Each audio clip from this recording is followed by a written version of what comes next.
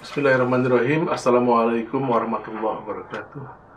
Alhamdulillah wassalatu wassalamu ala Rasulillah wa ala alihi washabihi wa wala wala haula wala quwata illa billah. Berkenaan dengan permintaan dari beberapa teman kepada saya untuk menceritakan kembali kesaksian saya ketika saya diundang hadir dalam pertemuan antara Ketua Majelis Syuro dengan Pak Fahri Hamzah dan saya Sumanjaya. Pada sekitar atau sekira hari tanggal 9 Desember 2015, Ketua Majelis Syuro telepon saya bahwa beliau mendiskusikan tentang MD3 dengan Pak Fahri Hamzah, khususnya berkenaan dengan pasal pimpinan DPR dan proses pengunduran diri atau penggantian, maksudnya penggantian. Nah, kata beliau bahwa penguasaan masalah ini sangat terbatas dan Ketua Majelis Syuro atau KMS, maaf saya sebutkan, bertanya kepada Pak Fahri Hamzah, selain Anda, siapa yang menguasai masalah ini? Pak Fahri Hamzah menyebut nama saya, Sumanjaya. Terus KMS mengatakan, bagaimana kalau pertemuan kita bertiga? Nah, Pak Fahri Hamzah setuju. Akhirnya saya ditelepon oleh beliau mengundang pertemuan pada hari Jumat tanggal 11 Desember tahun 2015 di ruang kerja beliau di kantor DPP atau disebut dengan MD, di ruang kerja Ketua Majelis Syuro. Kami bertemu setelah sholat asar berjamaah, langsung ada pertemuan di situ. Dan tidak banyak pembicaraan kecuali berkenaan dengan proses penggantian pimpinan DPR begitu. Saya merujuk ke pasal mungkin 87, maaf saya lupa ya. Dari Undang-Undang MD3, Undang-Undang nomor 17 tahun 2014 itu bagaimana pimpinan itu bisa diganti. Yang pertama meninggal dunia, yang kedua mengundurkan diri, yang ketiga diberhentikan oleh partai politik sebagai anggota dewan. Demikian.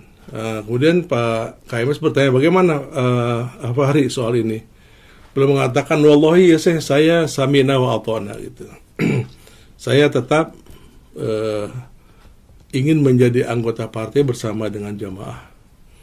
Jangankan sekedar untuk meletakkan jabatan sebagai wakil ketua DPR, kata beliau, bahkan kalaupun antum suruh saya kembali menjadi tenaga ahlinya Kang Sumanjaya, saya bersedia begitu.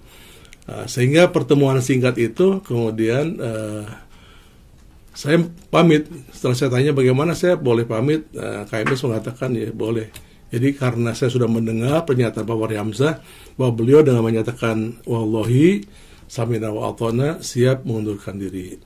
Gitu. Kemudian saya diminta oleh KMS melalui telepon supaya membuat naskah rancangan surat pengunduran diri untuk Pak Fahri Hamzah.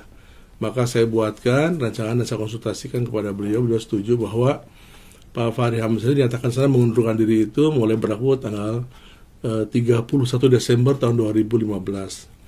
Nah, kami kontak-kontakan Pak Fahri Hamzah soal surat tersebut. Ini agak sulit sekali ya kami bertemu karena masing-masing punya kesibukan. Tapi saya kebetulan waktu itu hari Ahad tanggal 15 sore mau berangkat ke Portugal bersama dengan Pak Hidayatul Wahid, wakil ketua MPR waktu itu.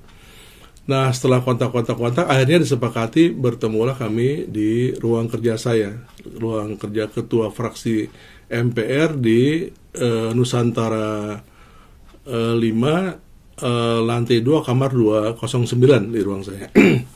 Kemudian kami ngobrol, setelah ngobrol saya bilang, bertanya mana titipan dari KMS gitu. Oh ya, saya bawa ini, saya serahkan naskah itu. Kemudian beliau baca, saya katakan begini, Pak Fahri, kalau memang Anda sudah siap tanda tangani ini, saya mau letakkan materi di sini. Itu kata Fahri, enggak, saya minta waktu untuk saya pelajari dulu gitu. Demikian, ya, kami pisah dan saya telepon kepada KMS bahwa amanah sudah disampaikan dan Pak Fahri Hamzah meminta waktu untuk melajarinya lebih dahulu sehingga tidak bisa saya bawa fisik surat itu setelah beliau tanda tangani, dan saya pun berangkat gitu. Jadi dugaan saya itu sudah selesai karena saya dengar pasti itu pernyataan wallahi, kemudian samina wa ata'na, siap meletakkan jabatan dan siap ditempatkan di mana saja. Nah, kira-kira surat itu seperti redaksinya pengunduran diri beliau. Nah, kita mengetahui lebih lanjut setelah itu saya tidak tahu lagi bagaimana prosesnya, kecuali ada proses mekanisme yang diselenggarakan di partai, di PKS. Nah, perkembangan lebih lanjut, ternyata ada proses di partai sedemikian rupa yang indikasinya bahwa Fahri Hamzah itu tidak menepati janjinya sebenarnya beliau ucapkan di hadapan Ketua Majelis Syuro dan saya menyaksikannya gitu. Bahkan kemudian saya suatu kali diminta menjadi saksi fakta di pengadilan dan seluruh apa yang saya lihat, saya dengar dan saya rasakan di ruangan itu saya sampaikan di pengadilan dan tidak ada satu pun informasi atau keterangan yang saya sampaikan kepada Majelis Hakim yang mulia dibantah oleh Fahri Hamzah, sama sekali tidak ada. Jadi kalimat seperti wallahi, samina wa ata'na, bersedia meletakkan jabatan di mana saja, tetap di dalam partai atau PKS, nah, ini sama sekali tidak dibantah atau dipatahkan. Nah, memang saya terakhir mengikuti perkembangan dinamika hukumnya buat saya pribadi ini satu hal yang cukup membuat prihatin ya, karena sama sekali tidak menduga bahwa Fahri Hamzah itu bisa mengingkari janjinya itu ya, kecuali mungkin saya diajak oleh beliau datang lagi ke Majelis Syuro mengubah lagi pernyataannya mungkin lain ya. Nah, karena saya tidak terlibat sama sekali dan saya baca di media ternyata memang sudah cukup tajam dan sampai ke tingkat pemberhentian beliau atau pemecatannya. Nah, oleh karena itu saya kira masalah ini bukan berarti final dalam kebersamaan ya, tapi yang saya imbau adalah ya Fahri Hamzah itu setia kepada pernyataannya, ini tidak main-main. So beliau menyatakan wallahi samina wa ata'na, dan kemudian juga jabatan yang beliau duduki itu kan berkonsekuensi hukum gitu ya, dan konsekuensi lainnya begitu. Sehingga ini mungkin tidak mudah untuk dipertanggungjawabkan apalagi di mahkamah Allah Subhanahu wa taala.